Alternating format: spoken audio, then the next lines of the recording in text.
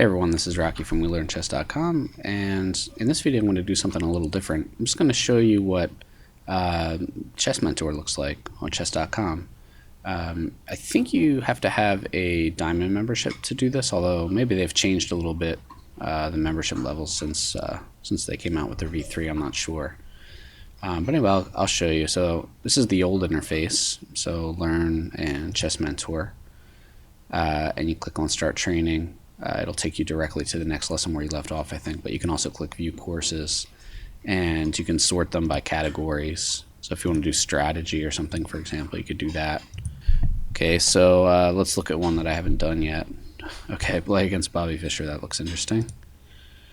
So it gives an explanation of this course, and then these are all the lessons. You can click on Study Course and do it this way. I'm actually going to... I want to change to the new chess.com and see what it looks like there. Okay, I'm just going to log in here. Okay, so it kept me here.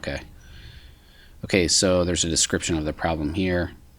We play black. So you're playing black and your partner is Ross Carbonell, Simon in Houston. It is your move. How do you evaluate the situation? Fischer's last move was bishop takes c7, grabbing the black pawn. What are black's options and how should he respond?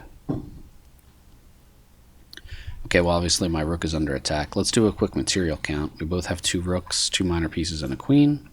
And white is currently up a pawn. So one thing that I could do is I could trade queens. And then he has to take back with the bishop here. I can't draw arrows. Take the queen, he has to take back with the bishop or else the bishop would be hanging. And then my rook is free to move up the b file.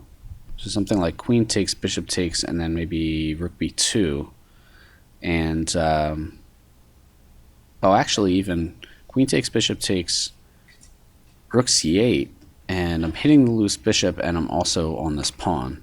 Although if I ever take this pawn, then he's got rook a1 and he'll be able to pick up my pawn here. So maybe it's better to get to the second rank.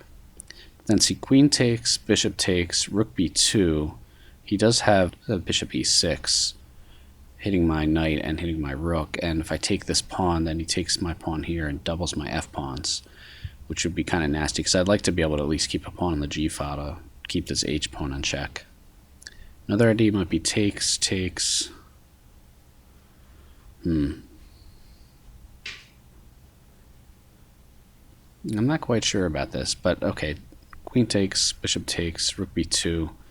If he plays bishop e5, I take this pawn, takes on f6, takes on f6, and I have this outside passer, so that's kind of nice. The only problem is that I can't get my rook easily behind the pass pawn because the bishop on f3 would be covering the a8 square.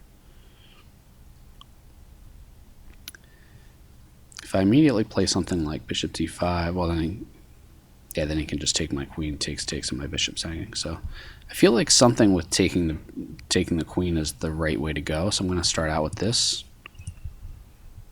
and see. Okay, incorrect. Okay, now white can play bishop takes f3 to recapture the queen, and we'll be up a full pawn. So this is not acceptable. Okay, so there must be a way. Let's go back to do something better here.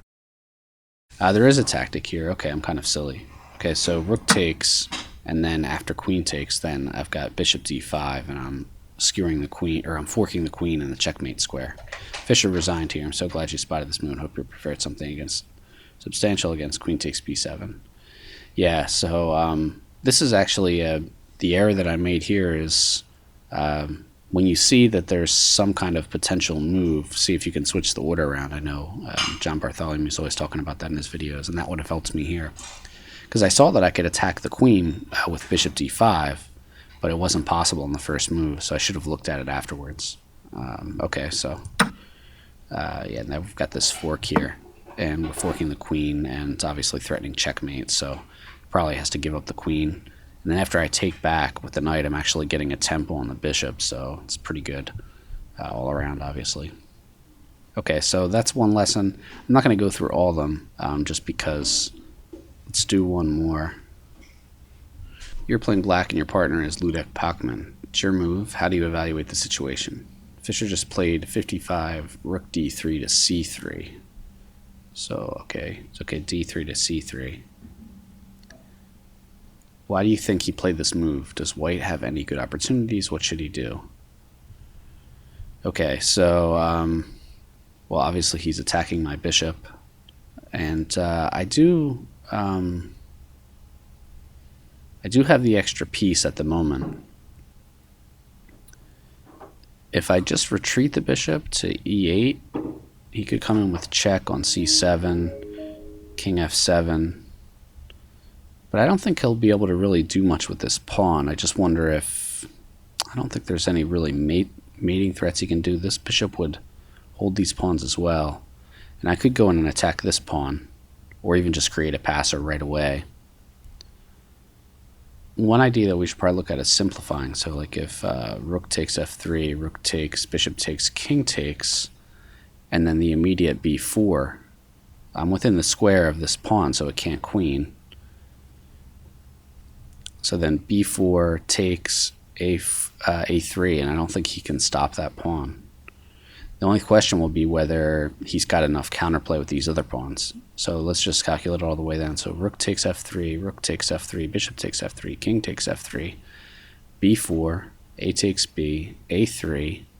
Then maybe he plays g5, so that after I take here, he could maybe come down with the king and then try to push these past pawns. But if he does that, the king's still on f3, so I'd actually be able to play king f6.